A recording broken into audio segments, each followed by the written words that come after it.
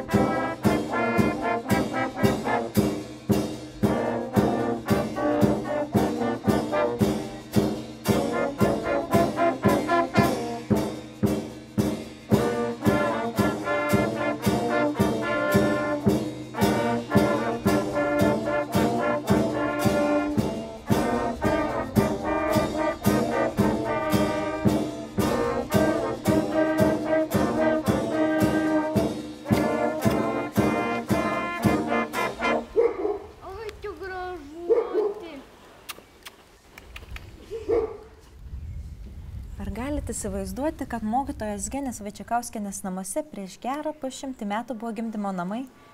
Tik visai neseniai tai sužinojau. Gausus kolektyvas tenais dirbo. Matyt, nemažai subatėnų šiuose gimdymo namuose pasaulį išvydo, kurių gyvenimus bei jų istorijas fiksavo čia gyvenęs fotografas Povilas Šinskis. Aš nesimatau. Labai užsižlėmti. Ir jūs dešinę pusę prašyti. Va čia, tai mane įveikit va taip. Dar jūs dvi pritūpkit šiek tiek.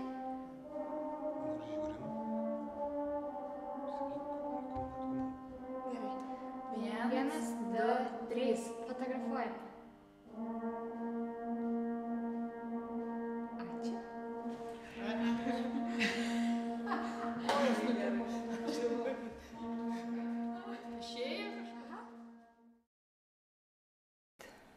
Dar paauglė buvau ir mamytė stengėsi kuo gražesnės kaseles užauginti, bet netoliese gyveno kirpėjas, kuris mėgdavo labai visus vaikučius atkirpti.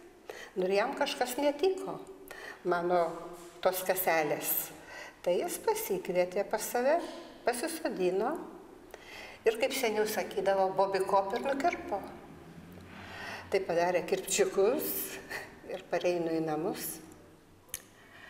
Mamytė žiūri, sako, o čia dabar kas?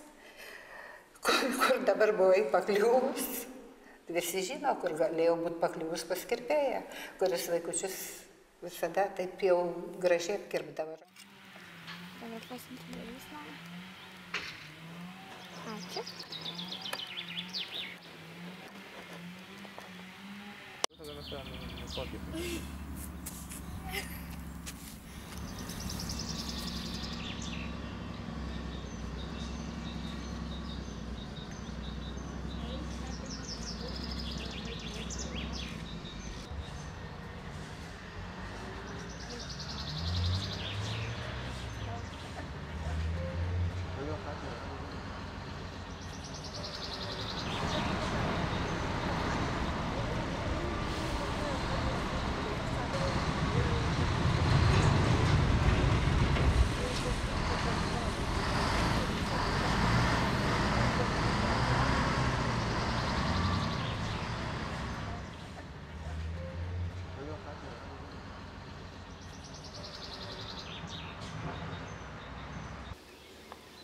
Na va, ačiū labai.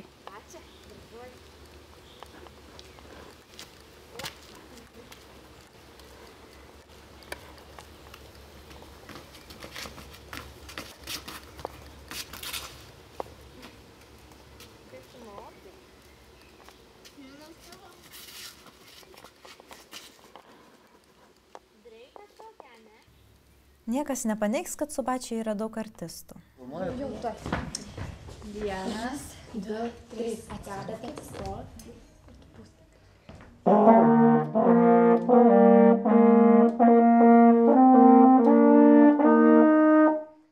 Kiek žinau, anksčiau buvo statomi įvairiausi spektakliai, pasirodymai, kurių premjera buvo didelė miestelio šventė. Linksmuota nebuvo, visada buvo. Bet būdavo rūpesčio didelio. Nuvažiavom mes, į Anykščius važiavom vieną kartą, baisi audra buvo sunkvežimių, brezentata viršui tokia pusiau karinė mašina, su geležis man tiesiai, su visais retežiais. Tai buvo va šitokia akis ir čia, o reikia vaidinti.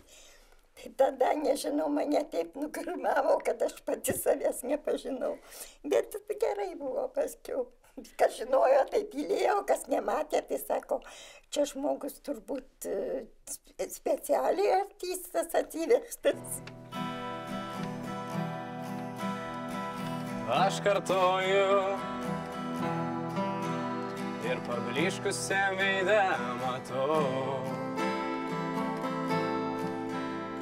kaip žaidžia mėnesienoj vėjai.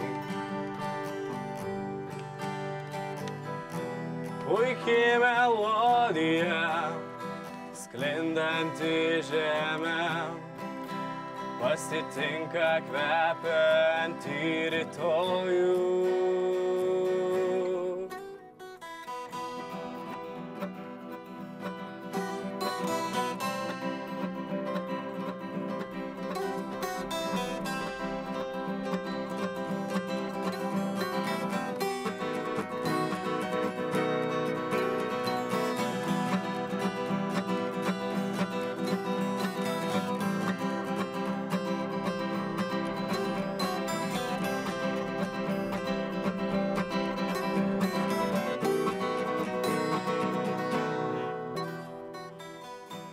Magazinas pastatas Vaiduoklis.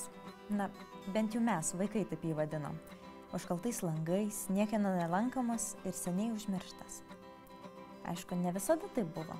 Prieš daug metų jį pastatė tam, kad čia būtų kaupiami visos apylinkės grūdai, o dabar jis tuščias. Nors kas ten žino.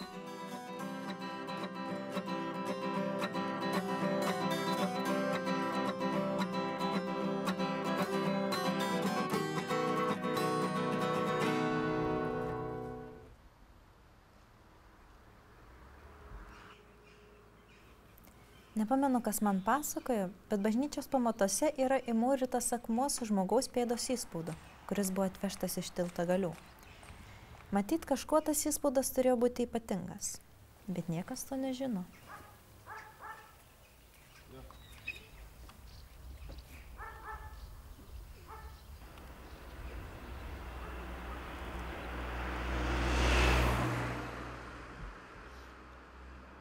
Kaip ir kiekvienas miestelis, taip ir Subačius turi žmogų, kurį visi pažįsta.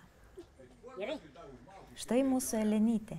Ji yra tarytum Subačiaus dušelė.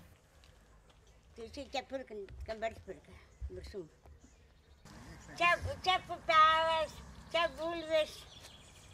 Tenai agurkų tik pradėjo dygti, nedingi visai. Žiūrėk, ir mano katiną filmuoju. Gerai, gerai. Geras žmogus, dykėlis.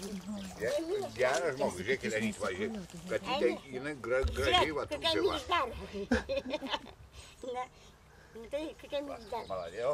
Geras žmogus. Gera katytė, žinau, gerai. Aš kai išlaiko. Aš čia parlepsiu. Da padėk fotografuos. Ne, aš nenoriu fotografuoti, mano katytė vieta. Jo, ne. Kiek metų, Elenytė? Man? Aha. 25 gimimo, tai var skaičiau. Buvau suskaičiavus, tai kiek? Aš 87. Matai, manau, kaip groja, žinai. Gražių dainelių daug girdėjau, tyliuoju vasaros laiku. Gražių dainelių daug girdėjau, tyliuoju vasaros laiku. Bet kai toli jas lydėjo, nebuvo liūdna nei klaiku, bet kai toli. O turgus anksčiau kokie būdavo? Jie vykdavo didžiulėje aikštėje. Ten parduodavo viską – lašinius, sūrį, miško gėrybės. Žmonės pasakoja, kad šalia turgaus buvo kiaulių gatvė, kur ūkininkai atveždavo gyvulius parduoti. O dabar, norėdamas gauti sūrio, pieno, sviesto ar medaus, turi susiruošti labai anksti, nes viską labai greitai išgraibsto. Ir neberysta, kol aušrinė prižengė brėždami rytai. Ir neberysta, kol aušrinė prižengė brėždami rytai. Nu tai toj pačioj mokyklai ir mokėmės. Buvo Kušnerytė labai graži ir Rozenbergaitė. Tai Kušnerytės mama buvo uždaryta į getą, o tas getas buvo iš geležinkelio ten. Ir jis tenkėsi, kada jau kažkas pranešė, kad bus visi suimti ir išvežti sušaudymui, tai jį bėgo. Ir ją bebėgančią, ten kaip dabar Urbono namai, tą vietą ją nušovė. O šitos buvo uždarytos į kalėjimą. Čia mūsų Subačiaus kalėjimas, kuris prasigerdavo ten, patalpindavo, kuris nebesugebėdavo į namus po turgaus parvažiuoti. Arba šiaip parūgaudavo už kokį tai, nešvankų žodį pasakytą. Tai ten ir jos buvo uždarytos. O buvo taip, kad Valsčiui, kadangi Viršaitis ten gyveno Valsčiui, sekretorius, buvo suruoštas balius, nebeprisimenu gerai, ar vartuvės, ar vaiko kažkas tai. Na ir tada mamytės pusbrolis su kitu draugu nupjovė tą spyną ir paleido. Dabar miestelėje yra seniūnija. Anksčiau, tiesa, visai kitoje vietoje buvo Valsčius. Ir dabar ta vieta tebevadinama Valsčiaus kalnu.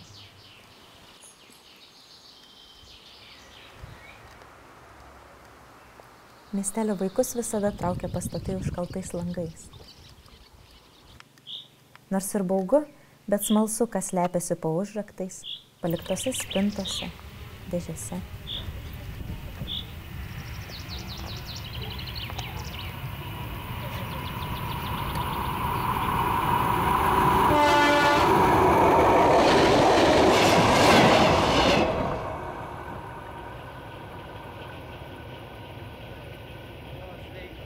Tai buvo 1948 metų, gegužės 22 dieną, jau apie 11 valandą atėjo partorgas ir pranešė, kad mus toj išveš.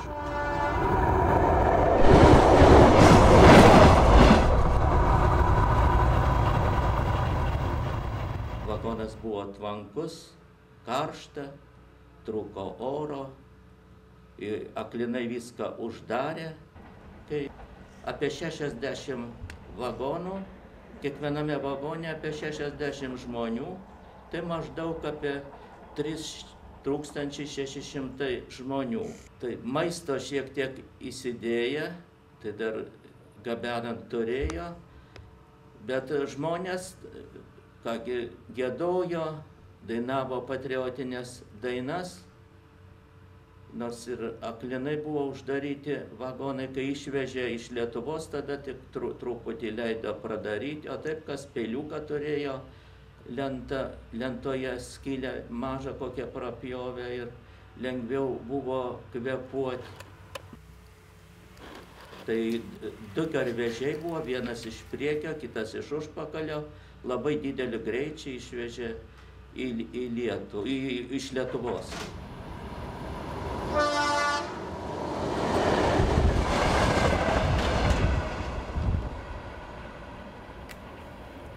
Štai ant vandens bokšto plevėsuoja vėliava. Visame rajone tai yra aukščiausias taškas, kuriame iškelta Lietuvos vėliava. Valdo Šateikos iniciatyva. Ir žinoma, ji kaba ištisus metus, tik susidėvėjusią pakeičia. Man teko girdėti, kad Daiva Jonelytė kiekvieną rytą pasižiūri pro langą ir pagal vėliavą nustato vėjo kryptį ir nusprendžia, ar skalbti tą dieną ar ne. Jei žiemą vėjas pučia iš pietų, o vasarą iš šiaurės, vadinasi, skalbti tą dieną neverta.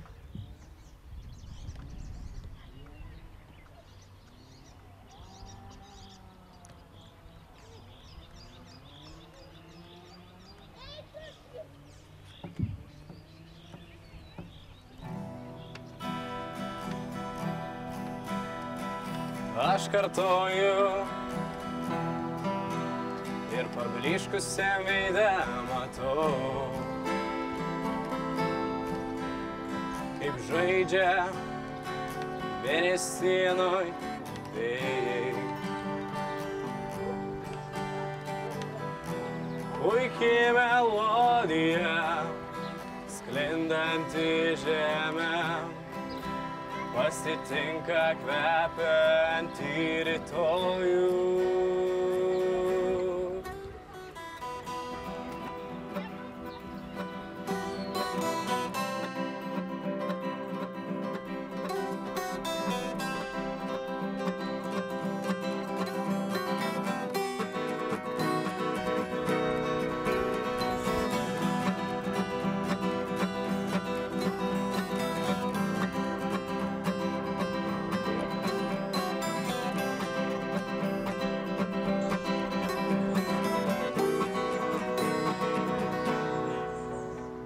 Kai mano mintys skęsta mano mintyse, paklausti laikas vis galvoju. Kaip gyveni šiandieną, klausiu aš savęs. Kol bus tarė viskas vėl iš naujo, tie patys žmonės tik veidai kiti. Ir pirmas lūpų palietimas, žaidžiančio vandens spindesys. Pirmosios meilės Sunkiausia tai, kai fotografuoja. Vėl nauja diena, bėgu ten, kur nesibaigia aistra. Vėl nauja diena, bėgu ten, kur nesibaigia aistra.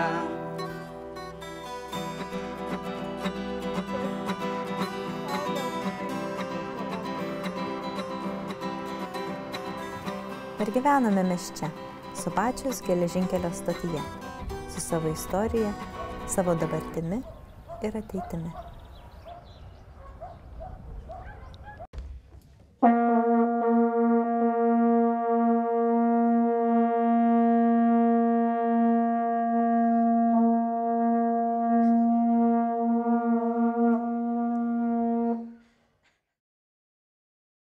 Nusėdo dulkės kelio pakrašty, baltai nudažė smėlio spuogas. Ateisiu šiandien ar poryt, pažiūrėti valkatą, kaip aš atrodau.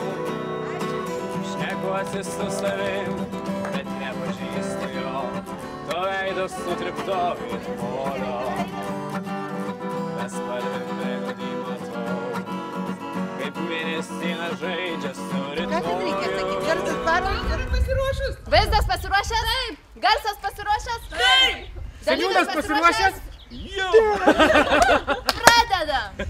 Taip, aš jaučiausi, kad čia vyksta gyvenimas, viskas verda, viskas konkuliuoja, bet tas konkuliavimas tai turi prasmę, turi ateitį ir aš manau, tas konkuliavimas konkuliuos ne vieną dalyvį šito projekto į sekančius konkuliavimus. Ar, kažką Mūsų konkuliavimas!